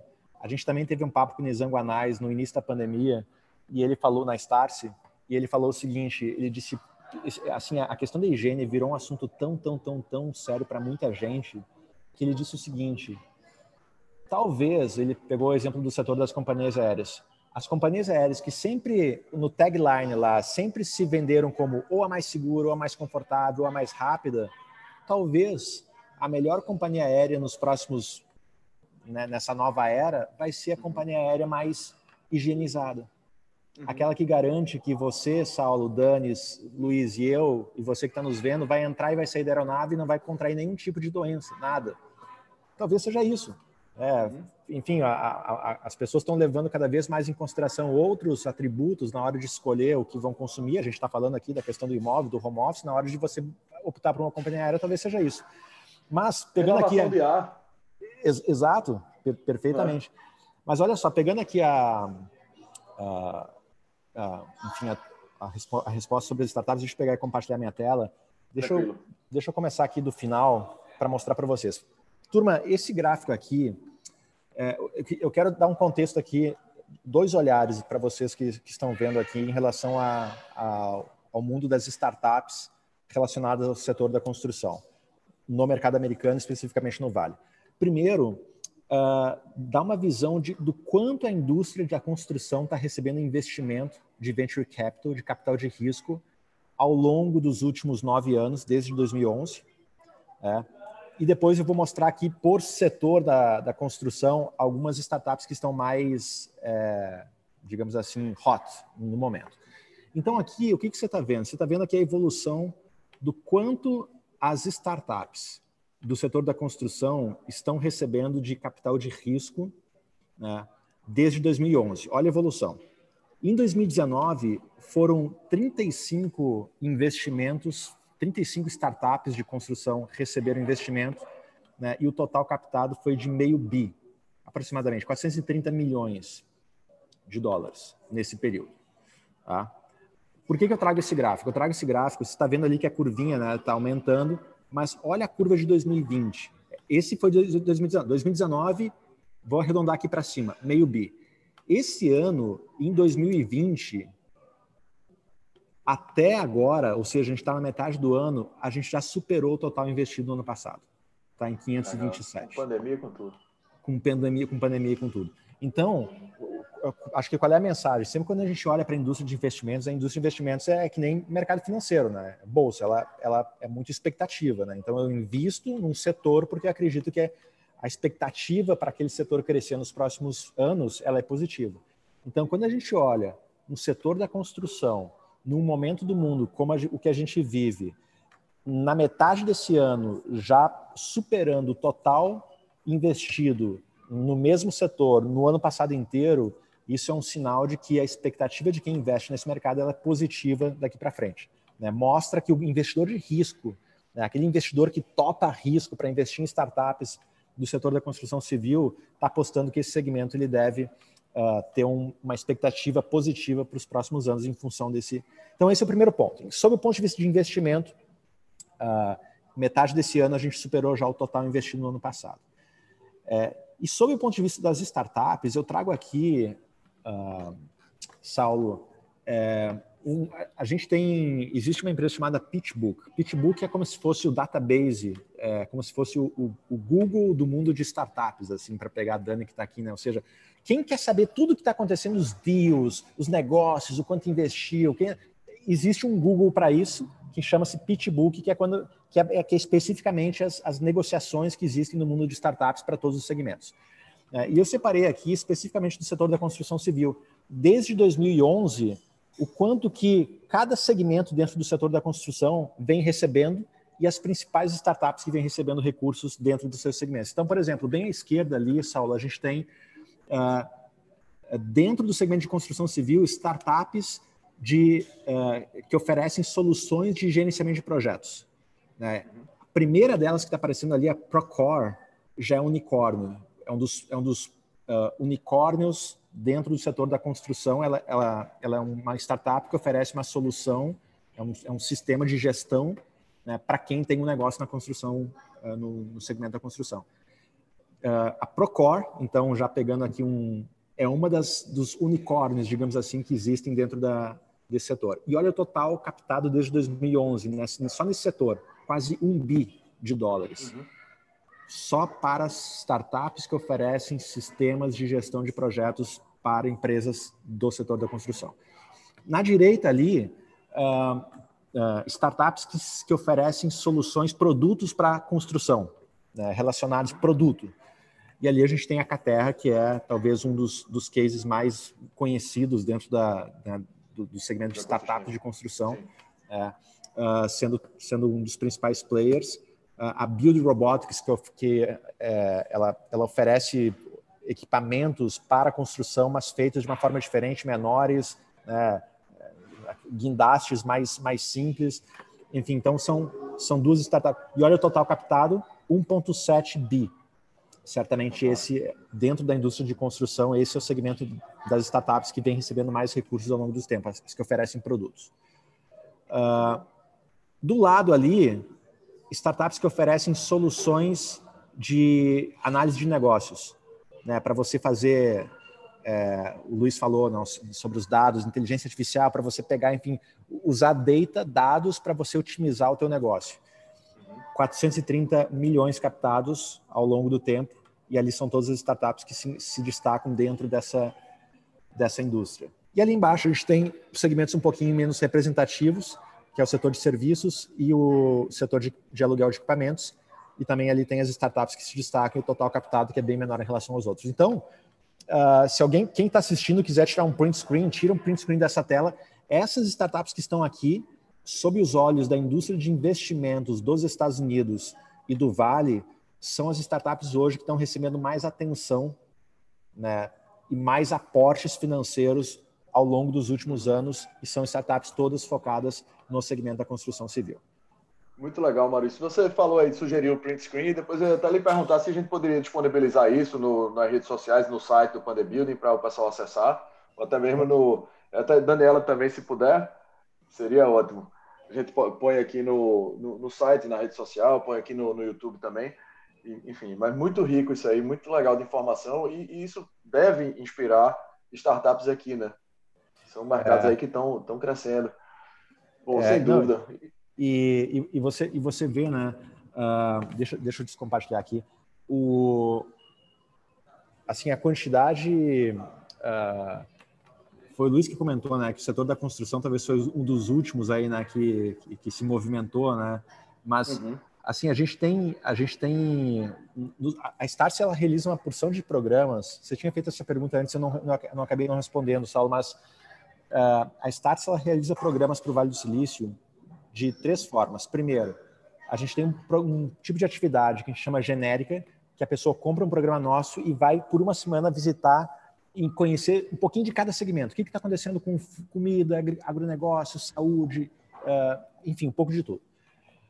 Essa é uma forma. A segunda forma é por segmento. Então, como o Luiz, eu sou do setor da construção civil e eu não quero ir lá para ver de tudo, eu quero só ver do meu setor. Então, a Startse oferece programas focados em construção, focados em área médica, focados em setor jurídico e assim por diante, financeiro, e aí tem uma trilha de... Essa é a segunda forma.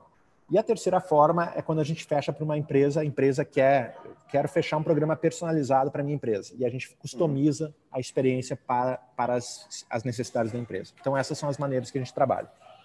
E é impressionante como a gente... Por que eu trouxe esse assunto? Porque o segmento de construção é um segmento que vem aumentando a demanda, a procura por profissionais que querem sair do Brasil e passar uma semana no Vale para conhecer o que está sendo feito, assim, muito, muito, muito grande. O que eu tenho, talvez, para acrescentar aqui no final?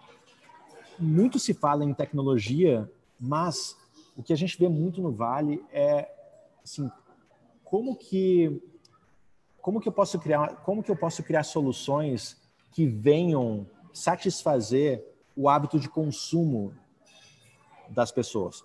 Por que eu estou falando isso? Uma vez eu vi a seguinte frase: olha, o que o setor da construção em geral vende? Vende imóveis.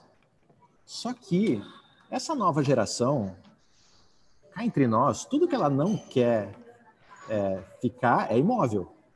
Porra, eu quero um móvel. A gente está no mundo mobile. Eu quero poder andar pelo mundo sem ter... Enfim, Então, seja, se eu sou uma empresa de construção que vendo imóvel, como é que eu posso oferecer uma solução para garantir mobilidade às pessoas? Para garantir que talvez essa nova geração que está vindo e está entrando no mercado de trabalho agora e que está começando, enfim, que vai construir esse novo padrão de vida daqui para frente, que talvez vai se casar mais tarde, vai viver muito mais tempo andando de um lado para o outro, como que a gente pode garantir isso? Então, acho que para quem está nos assistindo aqui, a reflexão ela sempre deve ser feita dos dois lados, né? Como eu posso inovar o meu negócio do ponto de vista tecnológico, e aqui a gente está falando inúmeras tendências para isso, e da mesma forma, como que eu posso observar as tendências de mercado e as tendências do meu consumidor e tentar suprir essas tendências, né, com soluções que venham a satisfazer essas necessidades que eles têm. E talvez no setor da construção, uma,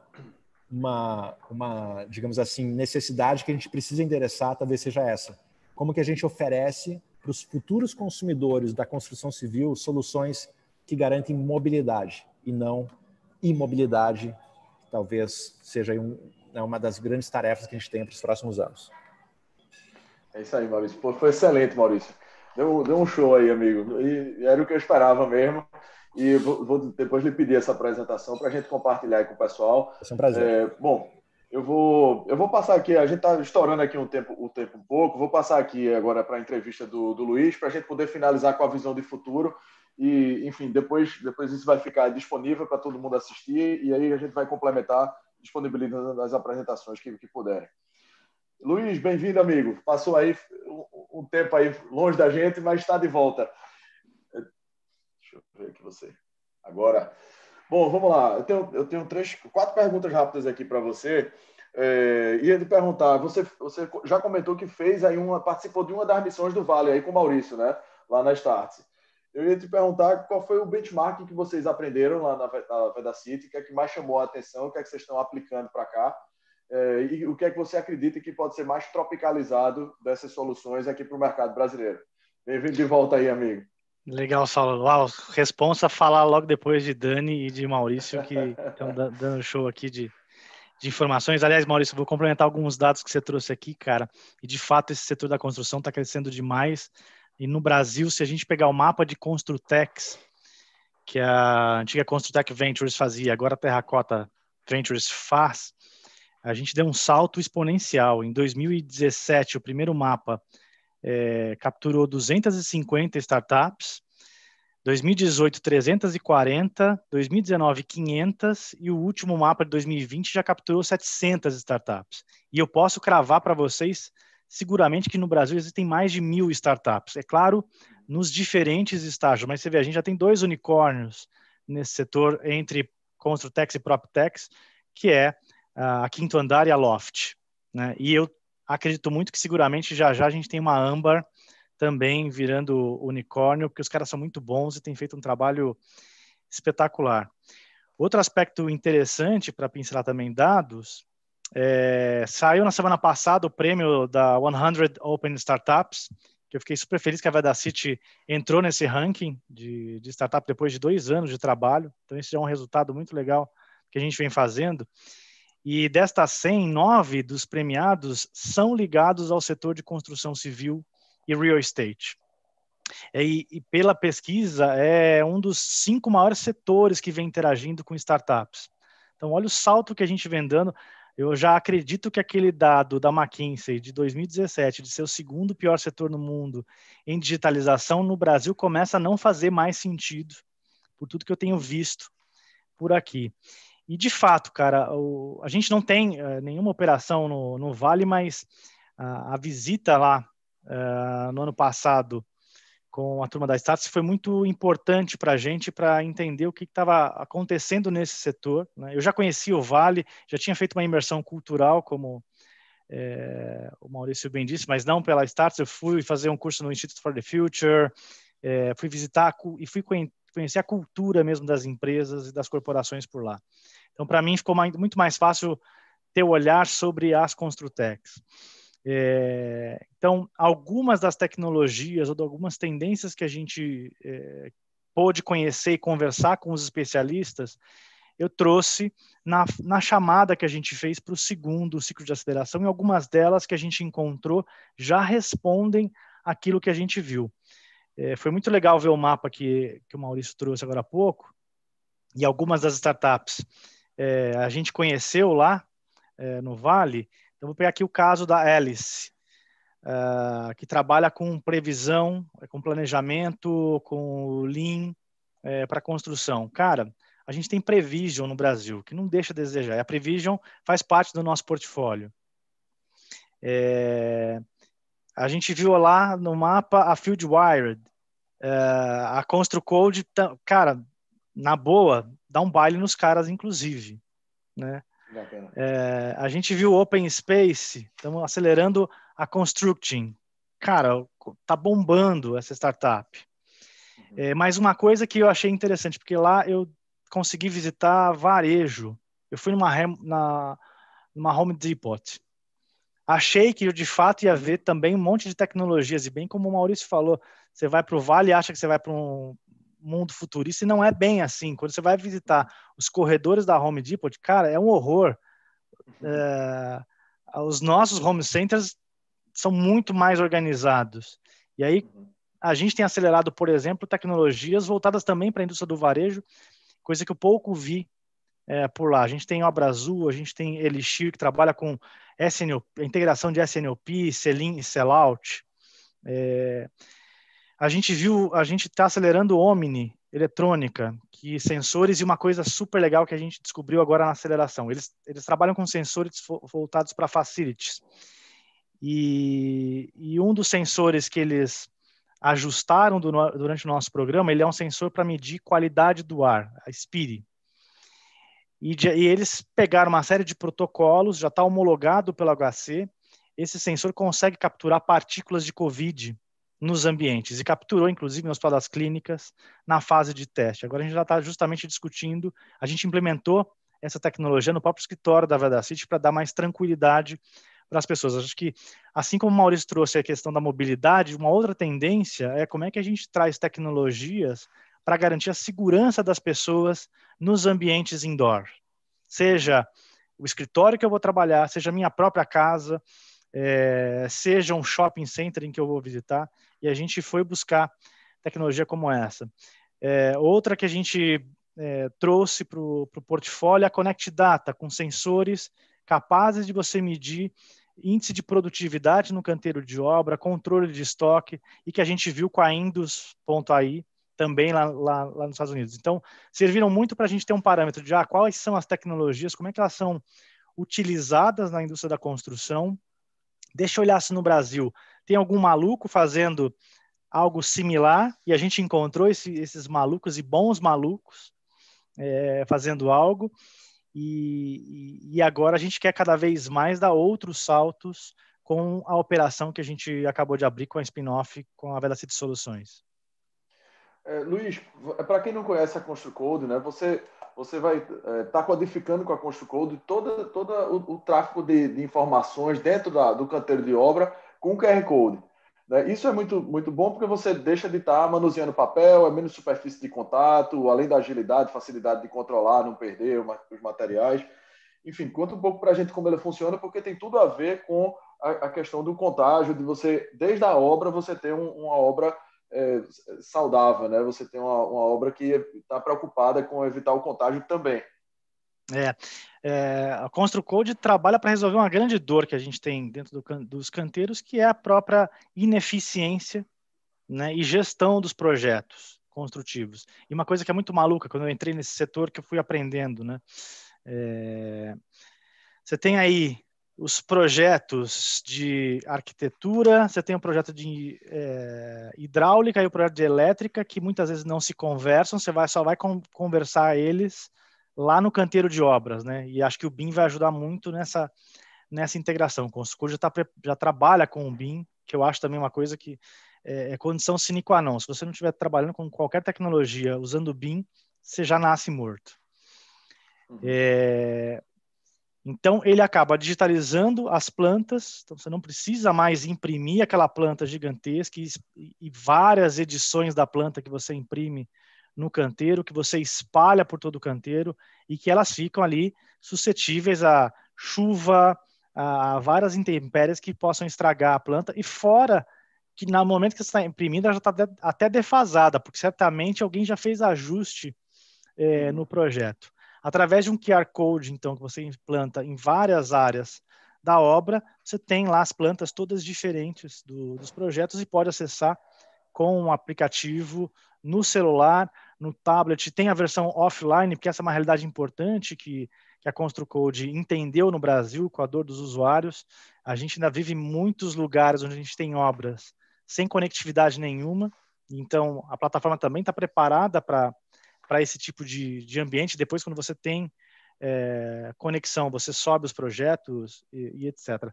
Só para te dar um dado, Saulo, 6 meses de uso de ConstruCode em 5 obras, foram economizados 9,5 caminhões de plantas impressas, o equivalente a 15 campos de futebol.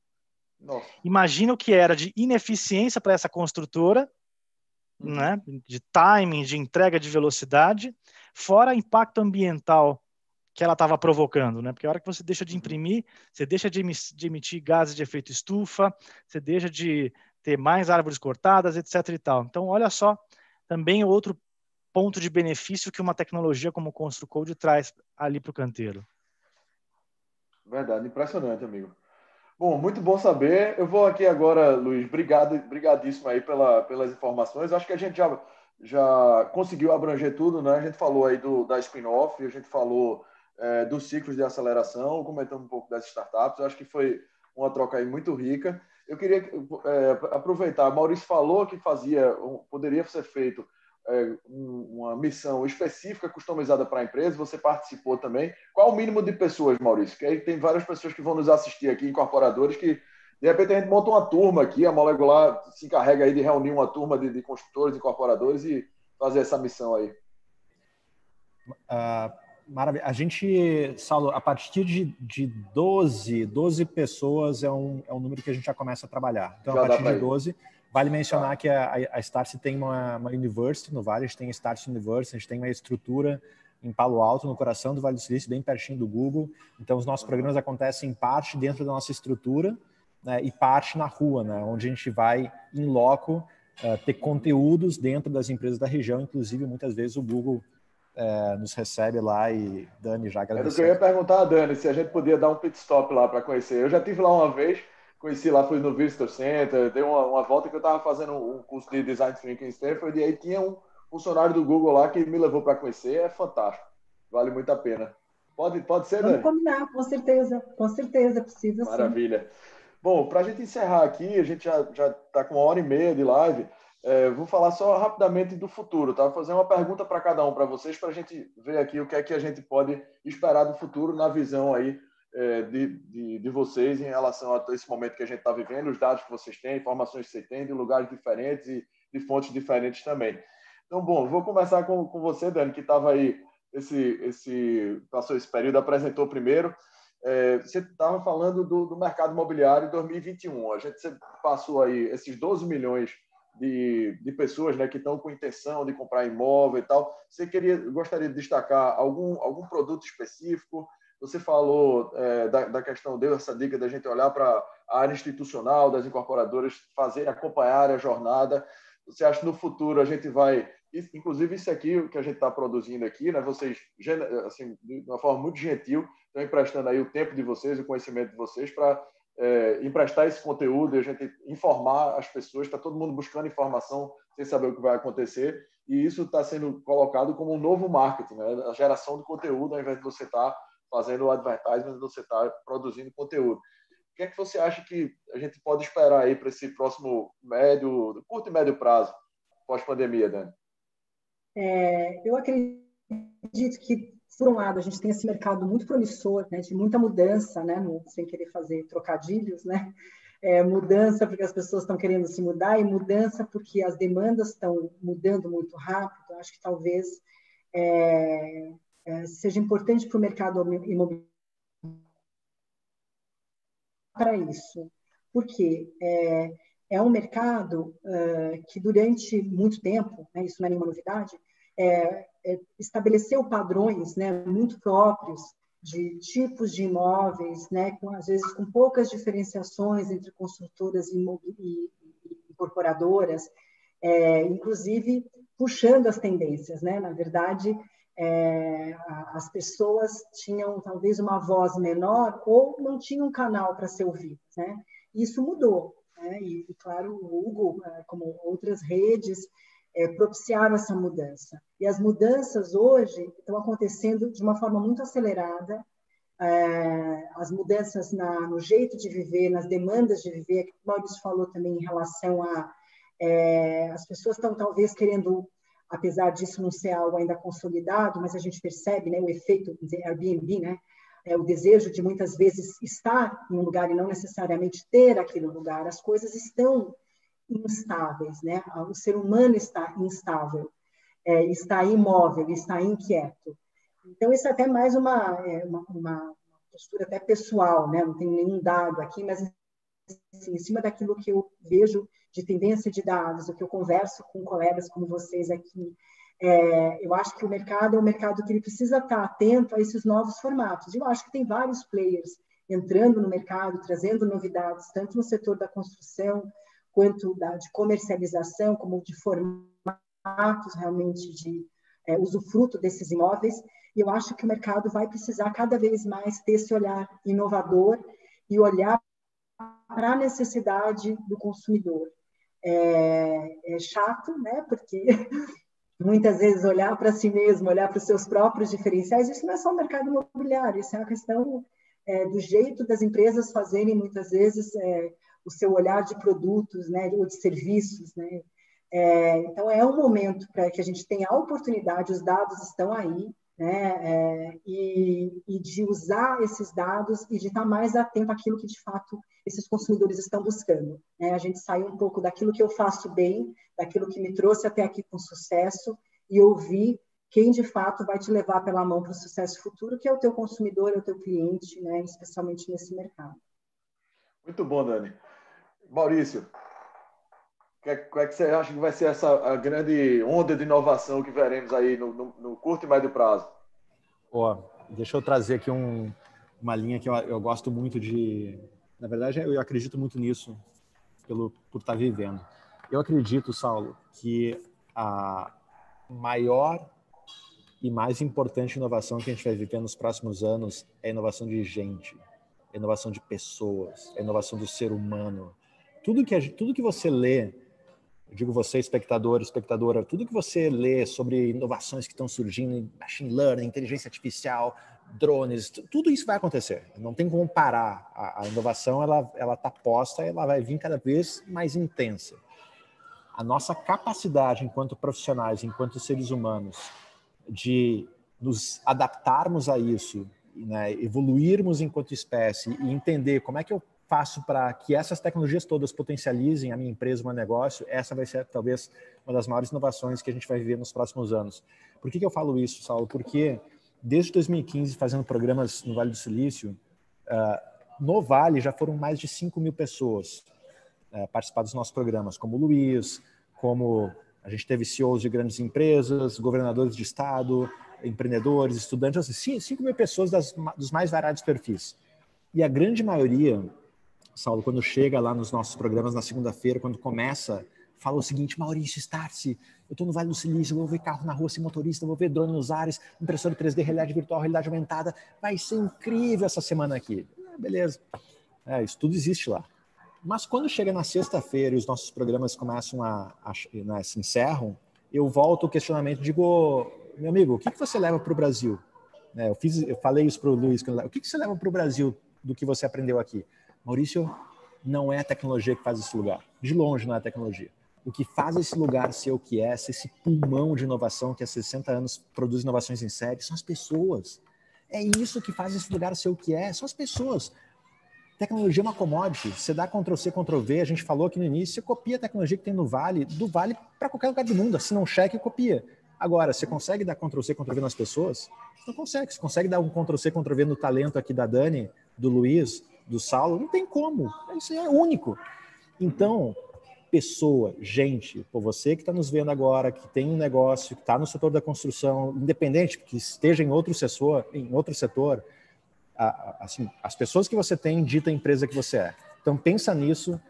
A inovação do ser humano, de gente, de pessoas, na minha visão, é talvez a próxima grande inovação que a gente vai viver nos próximos anos. Investir em você, né? Investir em você, investir na tua equipe, investir no teu time, investir nos profissionais. Exatamente. Perfeito, Maurício. Super obrigado. Luiz, e você? Olhando agora mais com o olhar do mercado brasileiro, da construção civil, na sua visão, quais são essas tendências e desafios que a gente tem aí a enfrentar nos próximos anos? Cara, eu vou pegar carona, inclusive, no ponto do Maurício sobre pessoas e vou trazer um desafio que nós brasileiros deveríamos ser inconformados todos os dias, tá? E para isso, inclusive, a spin-off que a gente criou nasceu, que a gente está preocupado com a saúde da edificação. A gente pegou o conceito da área da saúde médica e trouxe essa visão de ecossistema para dentro dessa spin-off. Mas eu quero trazer um dado que, para mim, sempre é o que me faz levantar todos os dias da cama e vir trabalhar nessa empresa amarela de gente boa. Nós temos 16 milhões de casas insalubres nesse país. Se a gente olhar o que se investe em educação hoje no Brasil, em geral, é formação de professores, infraestrutura para as escolas e programas de complementação escolar. E aí eu vou te dizer, cara, que a gente está enxugando gelo fazendo investimento só nisso. Por que eu estou dizendo? Quando eu chego numa casa de periferia e encontro uma criança que não tem nenhum quarto para estudar, ela não vai performar nunca adequadamente numa escola. Ou se a gente pegar dessas 16 milhões de casas insalubres, antes da pandemia, a quarta maior causa de internações no SUS eram problemas respiratórios. E destes, 36% advindos de mofo. Casa que não está impermeabilizada. Mofo, doença respiratória, a criança vai passar muito mais tempo no hospital, no posto de saúde e à base de remédio. Então, como é que a gente quer ter a nação com índices educacionais similares ao da Finlândia, se a gente não tem nem lugar adequado para as nossas crianças viverem? Então, se a gente não olhar este mercado da baixa renda como um grande mercado, que ao mesmo tempo a gente tem um potencial de transformar a realidade de 16 milhões de famílias, a gente não vai virar nunca a chave desse nosso país. Então é nisso que eu acredito e eu acho que essa tem que ser a nossa tendência daqui para frente. Como é que a gente resolve esse desafio social e transforma, a partir da habitação, uma série de outros quesitos, como é o caso da educação, como eu falei, como é o caso da saúde, geração de renda e até mesmo da autoestima dessas famílias. Quando você olha uma pessoa de periferia que acaba de, com muito suor, reformar o seu banheiro e atravessa a cidade 2 horas para ir, 2 horas para voltar, e ela vai e volta orgulhosa, feliz de que agora ela tem um banheiro para receber as pessoas na casa dela, isso não tem dinheiro no mundo que se pague. E é nisso que a indústria da construção precisa olhar com mais carinho, precisa olhar com mais cuidado, e no momento que a gente fizer isto, a gente tem uma outra nação, e aí sim a gente chega num estágio do que o Maurício falou, de Vale do Silício, de Israel, de China, aí não vai ter para ninguém, de verdade, enquanto nação que nós somos. Luiz, perfeito. Eu concordo plenamente. Não é à toa que nós estamos aqui discutindo o Pande Building, que é um edifício preocupado com a salubridade das pessoas. A gente trouxe aqui em 2 lives diferentes, fizemos 2 lives de saúde, e exatamente com essa ótica que você colocou. Vamos trazer a expertise do hardware hospitalar, que é um edifício que naturalmente, com ou sem pandemia, já se preocupa em evitar contágio, e vamos aprender com esse know-how e vamos trazer isso para os edifícios. Foi isso que a gente fez nessas 2 lives, trouxemos diretor, chefe de engenharia clínica do Hospital Albert Einstein, Ciro Libanês, Apvida, a ABDH, que é a Associação Brasileira de Desenvolvimento do Edifício Hospitalar, professor de MBA da FGV de Espaço Físico Hospitalar e um professor de Saúde Pública da Universidade de Harvard, também para debater esse tema. Isso tudo é um conteúdo que está disponível gratuitamente, assim como esse que nós estamos produzindo aqui. E vamos, mais do que isso, não só deixar isso aí disponível, vamos dizer, subjetivamente, como nós estamos materializando no projeto do edifício. Então, vai ser uma coisa concreta. A gente falou do Nizam Guanais 2 vezes nessa live aqui, eu vou encerrar falando a terceira. O que ele falou no início da pandemia é que não era momento de marketar o seu produto, né? Era momento de você fazer a sua parte enquanto empresa, enquanto sua parte na sociedade, para ajudar nesse momento. E a grande pergunta é, o que que a sua empresa fez por mim nesse momento de dificuldade?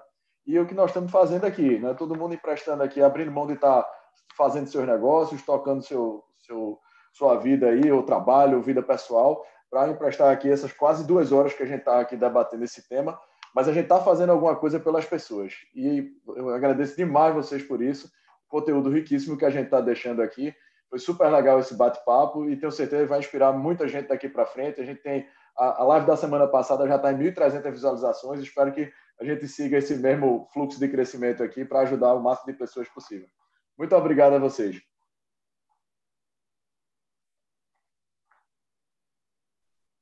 Obrigada.